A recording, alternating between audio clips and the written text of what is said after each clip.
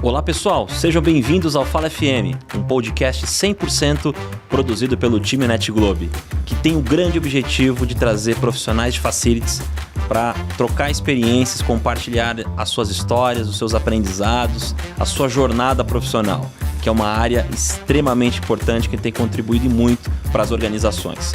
E no dia de hoje, um dia mais que especial, nós temos uma grande honra de receber uma grande celebridade, um profissional que tem mais de 20 anos de experiência nesse setor e segmento tão importante. Elton Pereira vai estar junto conosco no dia de hoje.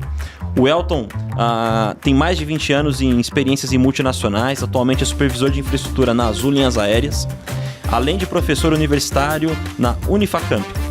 É consultor e formado em engenharia mecânica, física e fez pós-MBA em engenharia de qualidade. Uma grande honra. Elton, seja bem-vindo. Obrigado, o prazer é meu.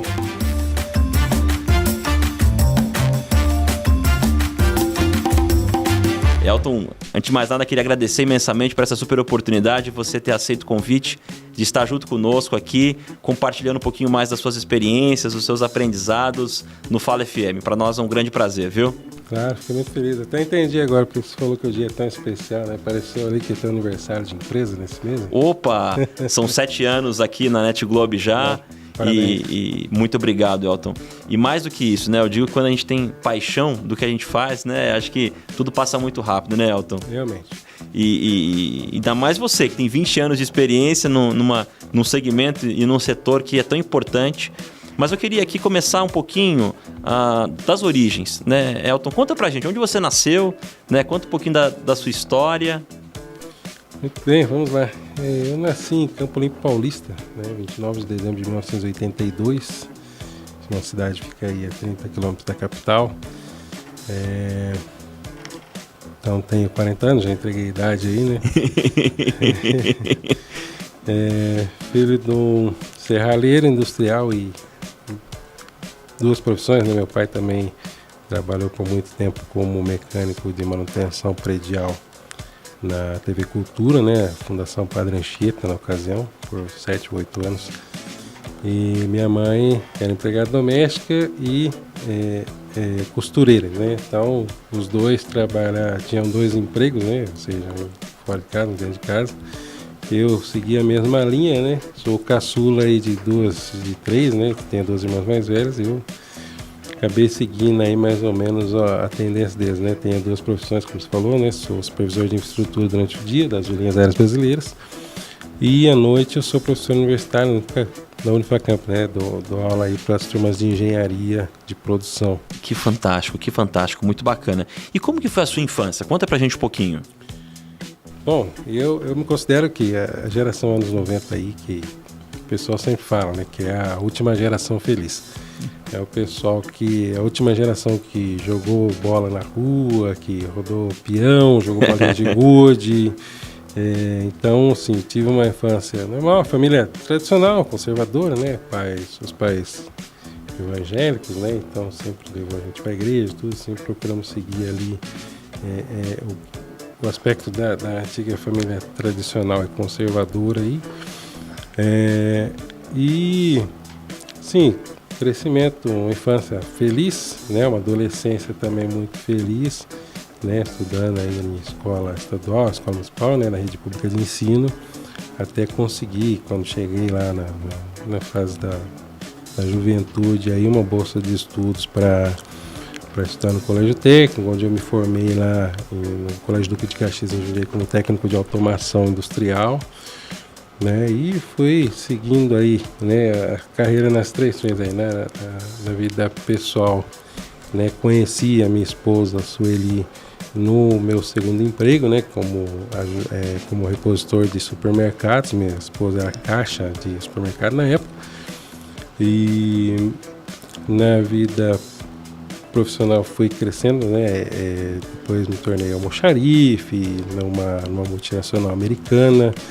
Depois eu fui trabalhar numa indústria alemã, numa indústria metalúrgica, né? Já que eu estava estudando para a área de automação industrial, foi onde eu atuei por 15 anos. Depois continuei ainda nessa indústria, no segmento da indústria de autopeças, né? na região também. Trabalhei em mais outras 2 multinacionais, uma sueca e outra espanhola. E aí depois veio a pandemia, né? E teve o grande breakdown, onde eu peguei e mudei com a minha família para São José do Rio Preto, né? Onde eu recebi uma proposta para atuar como gerente de uma metalúrgica, também uma fundição de peças de bronze para veículos. No meio da pandemia também abri uma PJ, atuei como consultor independente, na parte de palestras e de assessoria também de empresas que buscavam certificação ISO 9001 em qualidade. E depois, no fim do primeiro ponto alto da pandemia, que foi ali para dezembro de 2020, que eu recebi o convite da Azul, que é onde eu estou atuando até hoje nessa área de infraestrutura, né? Na vida pessoal, basicamente, eu conheci minha esposa lá em 2002, né, quando eu estava ali começando a minha carreira dentro estava ali tendo os meus primeiros registros, né, profissional na carteira de trabalho, né, e casamos depois de 6 anos que a gente se conheceu. Hoje temos um filho de 10 anos, o Vitor, né, e estamos aí 16 anos de casados. E na carreira acadêmica, basicamente depois do técnico em automação industrial, depois de vários cursos no Senai, na área de hidráulica, de pneumática, desenho técnico, etc. Depois do técnico passei 4 ou 5 anos estudando inglês, né, o segundo idioma, e depois comecei a faculdade de engenharia, me formei em engenheiro mecânico pela Universidade de São Francisco, em Itatiba. Depois fiz aí a pós-graduação em engenharia da qualidade, né, e hoje com essa facilidade que a gente tem aí, né, de ter informação na palma da mão, eu estou aí fazendo 2 pós-graduação, mais 2, né, uma em engenharia de segurança do trabalho, outra em gestão de pessoas. Nessa jornada que eu faço de 50 km por dia para ir, mais 50 para voltar, ou seja, 100 km por dia no trânsito, então posiciono o celular ali do lado do retrovisor e vou lá fazendo as minhas videoaulas e em breve, se Deus quiser, eu vou estar concluindo mais 2 pós-graduações. Fantástico, Elton. E eu queria até, como curiosidade, quando você era criança, pelo que você falou, você teve uma inspiração muito grande no seu pai, na trilha, né, com proximidades. Sim. E você tinha ideia que essa era uma área que você queria, já a área de facility, se você atuar ou não? Ou tinha algo que você gostaria quando você era criança, uma profissão diferente? Bom, assim, no momento não me vem nenhuma na cabeça, assim. Quando você me pergunta sobre a minha infância, né?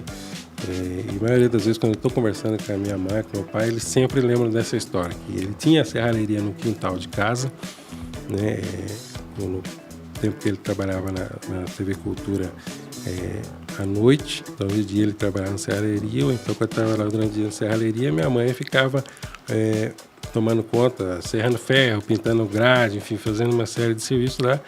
E isso desde que eu estava ali no primeiro mês ali dentro da barriga dela. Então até o 8º mês, ela estava lá serrando grade, pintando, etc. E o que aconteceu? Quando eu nasci, né, quando eu comecei a engatear, eu começava a engatear dentro da serralheria, né? Eu tenho até uma cicatriz aqui do lado do olho aqui que eu quase perdi a vista engateando. O meu pai, né, acidentalmente deixou o alicate de solda virado para cima. E estava quente, né? Tinha acabado de dar um ponteio de solda e eu engateando encostou, né, o eletrodo na ponta do olho aqui no cantinho. Eu sangrou um pouquinho, mas foi só um susto. E a maioria das cicatrizes que eu tenho é do quintal, da serralheria que tinha no quintal de casa, né?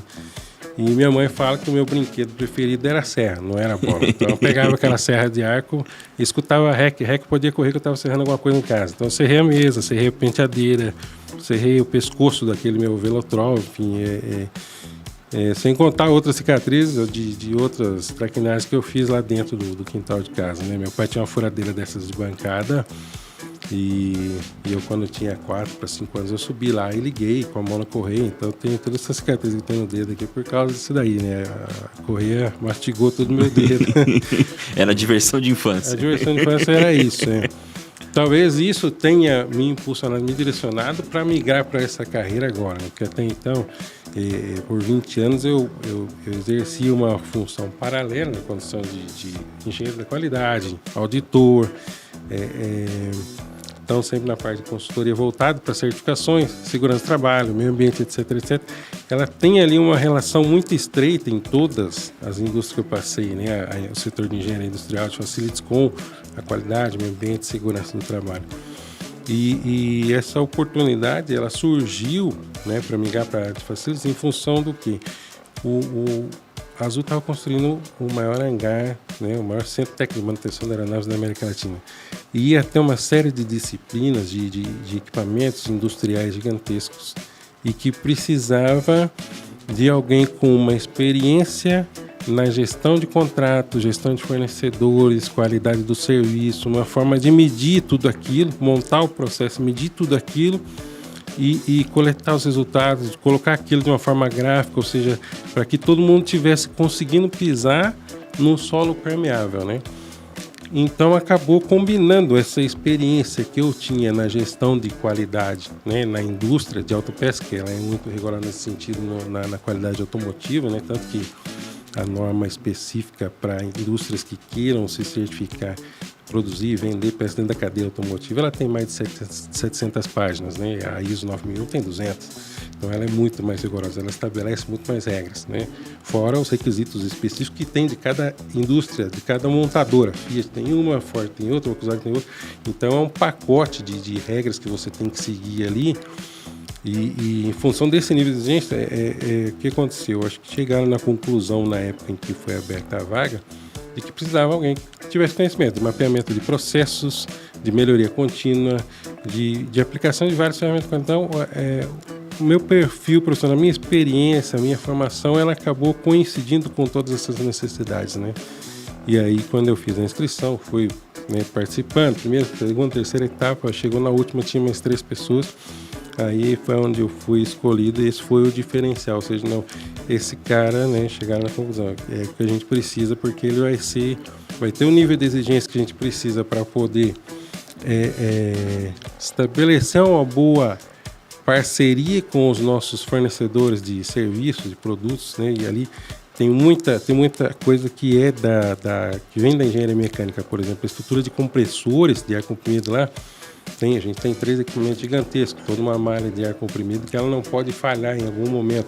Tem testes em aeronaves ali que usam ar comprimido e teste que custa ali milhares de dólares, né, e dura 4 ou 6 horas. Imagina na 5ª hora, por exemplo, acaba o ar comprimido ali e você tem que refazer esse teste todo zero.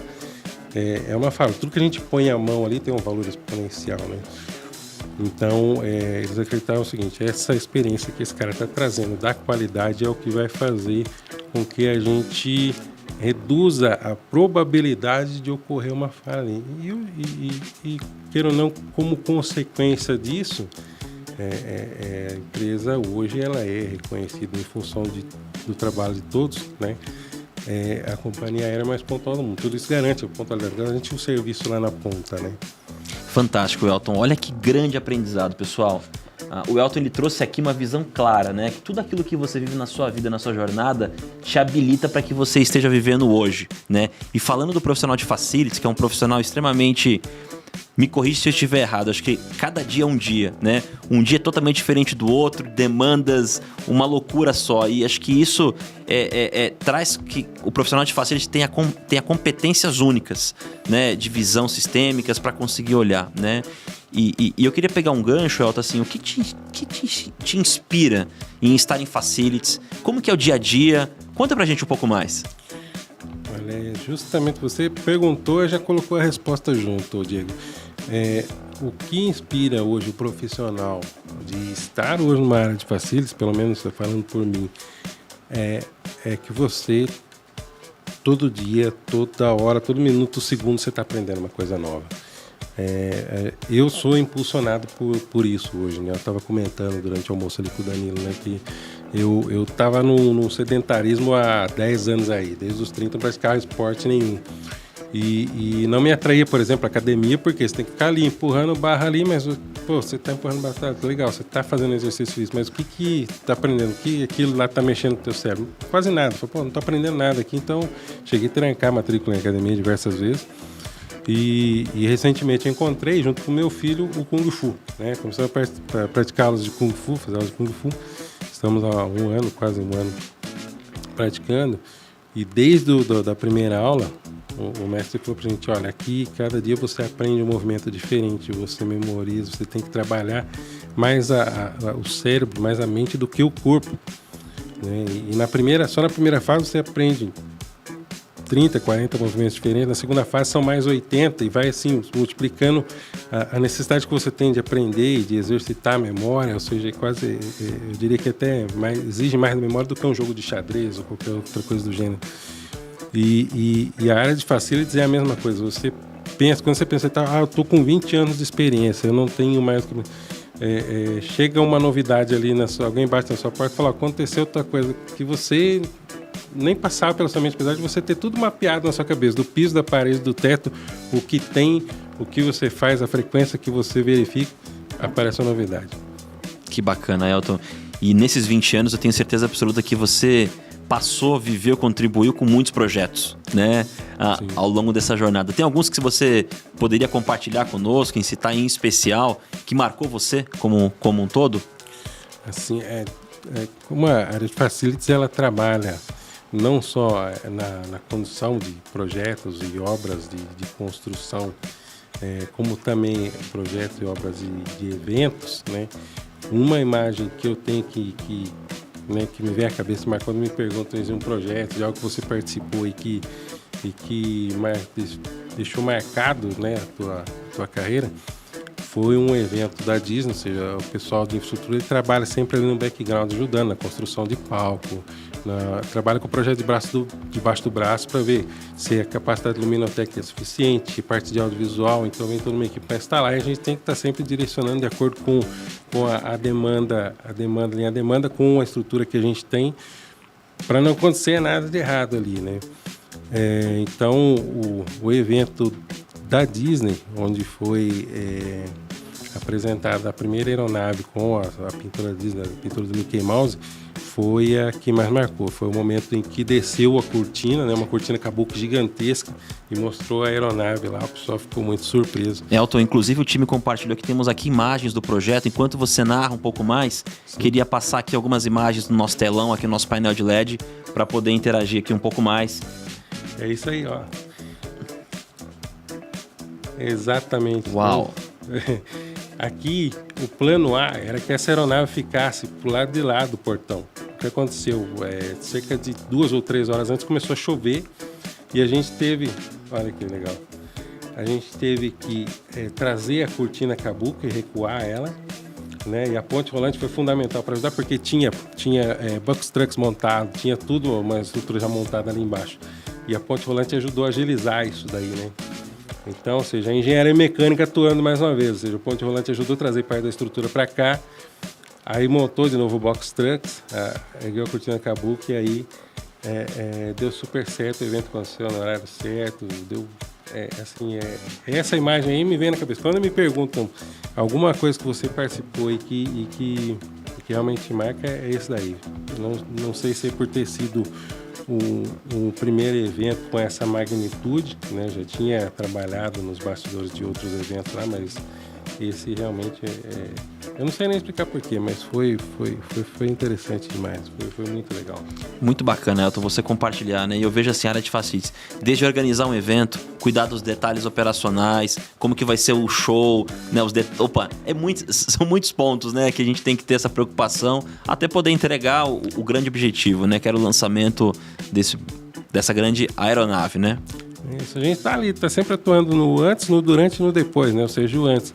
A gente tem que garantir o piso limpo, a parede em ordem, as instalações elétricas também já pré-calculadas para a demanda que vai surgir ali, e o teto também, né? Ou seja, a gente tem que contar ali com o tempo. Acho que um dos maiores desafios é esse, você está ali, você está trabalhando em cima da previsão do tempo, você fala, não, esse dia vai ter sol, vai dar para trabalhar, mas de repente fecha o tempo, e você tem que ter um plano B ali, você tem que ter alguma coisa debaixo da manga.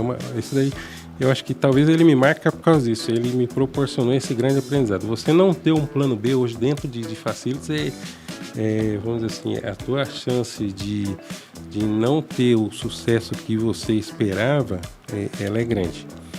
Sempre a gente tem que ter um plano de contingência.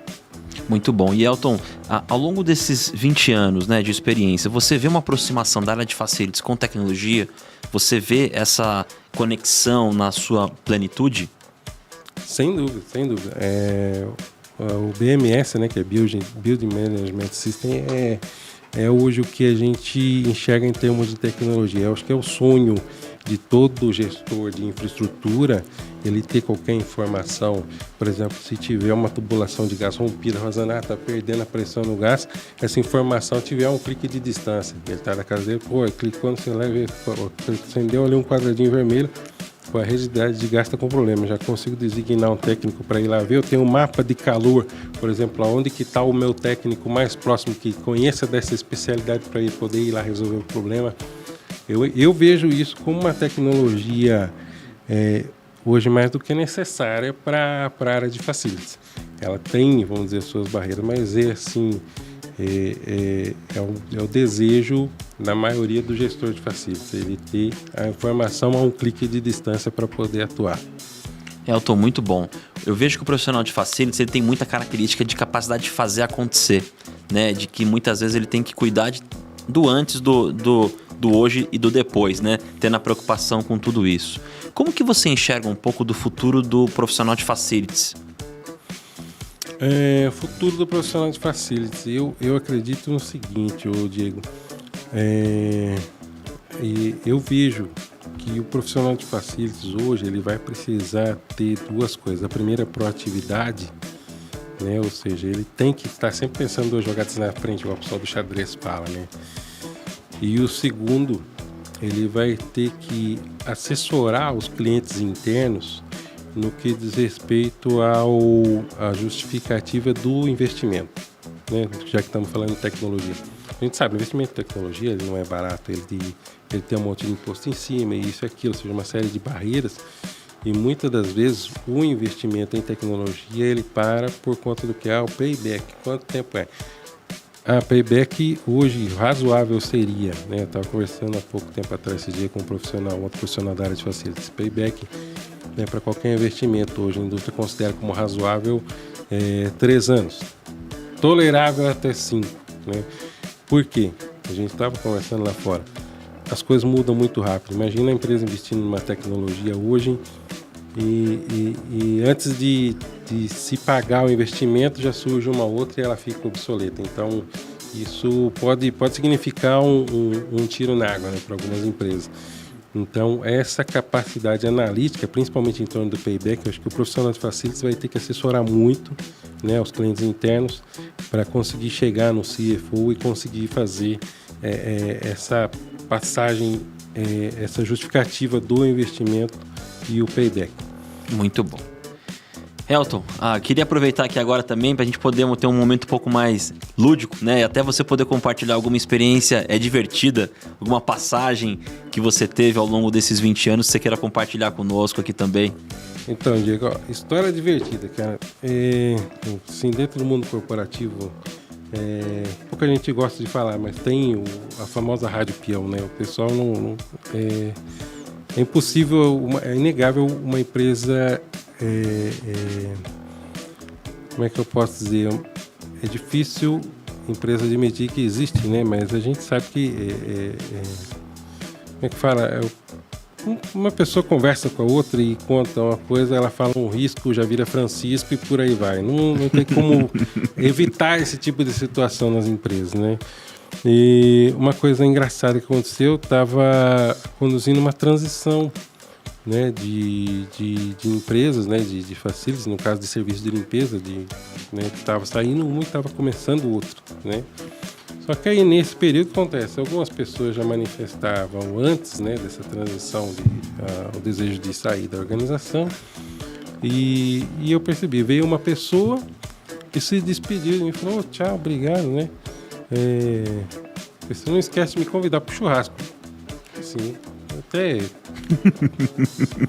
fiquei, churrasco deve ter feito fazendo alguma brincadeira, mas enfim, vamos lá, né?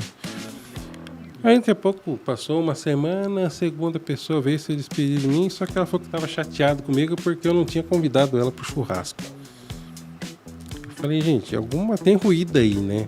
E aí eu comecei a conversar com o restante do pessoal da manutenção predial que estava trabalhando ali. Perguntei, gente, que história é essa de churrasco? Fulano tá chateado comigo e porque eu não convidei pro churrasco e tal. Aí veio a dona da história que começou toda a conversa e me explicou. Ela falou, o pessoal ia sair, a gente estava almoçando. E aí eu peguei e falei assim, gente, eu tô pensando, já que, né, tem 10% que vai sair, vai entrar, vocês vão sair. O que vocês acham da gente, né, fazer uma vaquinha aí, fazer um churrasco, tudo? E aí eu peço pro Elton participar, ele, né, ver se ele não quer dar uma ajudinha aí pra gente, patrocinar alguma coisa, ou uma carne, uma cerveja, ou, né, pagar o aluguel da chácara, né, enfim, alguma coisa assim. E o que acontece? Parte desse pessoal entendeu, eu não sei, ou quem estava lá levou para outro a seguinte informação, de que eu iria pagar um churrasco de despedida para todo mundo que era da empresa que estava saindo na minha chácara. Justo eu que, assim, eu nem sabia que eu tinha chácara, eu tenho um apartamento de 48 metros quadrados, né? Enfim. Aquele negócio do risco vira Francisco, isso acontece muito, é praticamente incontrolável esse negócio da Rádio Peão, né? E o que eu tirei de aprendizado com isso é que a gente, na condição de gestor, mesmo que você está fazendo gestão de contrato, de PJ, existe uma necessidade muito grande de você se aproximar das pessoas, não criar cunho afetivo, mas você se aproximar das pessoas a fim de evitar para não dar tanto espaço para o ruído, ou seja, o que eu tirei do primeiro? Eu precisava mudar alguma coisa, ou seja, a partir do momento que você se aproxima, né, da pessoa, você estabelece uma comunicação mais direta, mais constante, o espaço para gerar ruído na comunicação, ele diminui, né? E isso serviu de lição para mim justamente para isso. Eu consigo estreitar a relação com as pessoas, fazer a gestão ali dos contratos, porém diminuindo essa possibilidade de aparecer a famosa Rádio Peão ali, né? São os aprendizados que a gente tem e leva para a vida, né, Elton? Acho que isso é importante para a gente ter a clareza, né, alinhada a essas ações, mas são histórias como essa que talvez a gente dá risada um dia e fala assim, opa! Quando acontece alguma coisa assim de errada, principalmente ruído na comunicação, alguma coisa de diferente a gente tem que fazer. Eu queria aqui a gente partir para a nossa pergunta final, né? Até te ouvir um pouquinho mais. Como que você acredita que a tecnologia pode facilitar a comunicação interna, principalmente da empresa, né? Entre os seus stakeholders nessas ações? Eu acredito, para finalizar então, que a tecnologia, uma das formas dela melhorar a questão da comunicação direta, principalmente com os stakeholders e com os clientes, os aplicativos de comunicação, registro de dados em tempo real, né? Hoje tem uma garotada aí, né, principalmente os millennials aí, eles são muito, muito ligados nessa questão de aplicativos, desenvolver games, etc. E eu boto uma fé que em algum momento alguém vai trazer esse pessoal do mundo do entretenimento para o mundo corporativo para ajudar a gente a desenvolver principalmente aplicativos onde não só a comunicação seja constante, rápida e precisa, mas também faça com que ela se transforme num pacote de dados, não dados brutos ali, mas dados que já sejam processados e transformados ali em gráficos, ou seja, que facilite ali a nossa interpretação e a nossa tomada de decisão, né, as nossas ações. Como se fosse basicamente o painel do carro ali, né? Ou seja, ele vai te mostrar ali em tempo real se é hora de parar no posto de gasolina ou não, né? E é nisso que eu acredito hoje, aplicativo de comunicação em tempo real, principalmente relacionado a projetos, mesmo que seja projetos a longo prazo, a curto prazo, se a gente tiver uma forma de comunicação em tempo real, um clique de distância com todos os stakeholders, dashboard para tomada de decisão, né? Olhando todo esse cenário, essa clareza grande. Exatamente. Hoje dados brutos, assim, só o registro de mensagem, que nem é o WhatsApp, hoje os aplicativos de comunicação, ele foi um passo muito grande, ou seja, mas para evoluir ele precisaria agora começar a transformar isso em dados, processar e já colocar ali de uma maneira gráfica como é o painel do veículo. Fantástico, Elton. Elton, eu queria te agradecer imensamente, né, por você ter aceito o convite. Foi um papo super prazeroso. Fiquei muito feliz aqui em conhecer um pouco mais a sua jornada nesses 20 anos. Fique à vontade também de você compartilhar algumas considerações finais, compartilhar alguns agradecimentos. Um grande prazer, Elton. Legal, Diego. Muito obrigado. Também fiquei muito feliz de receber o convite, né? Vou estar sempre à disposição para contribuir com o Fala FM, com o teu podcast, né? Gostaria também de aproveitar e reforçar o convite, né? O dia que quiser voltar lá para o hangar para conhecer as nossas estruturas, o terminal de cargas, enfim, tudo que nós temos lá, eu vou estar à disposição também. Fantástico, Elton.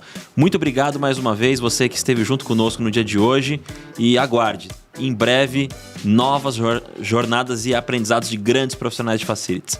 Um grande abraço. Elton, muito obrigado, um grande prazer e tamo junto. Valeu. Até mais, tchau, tchau.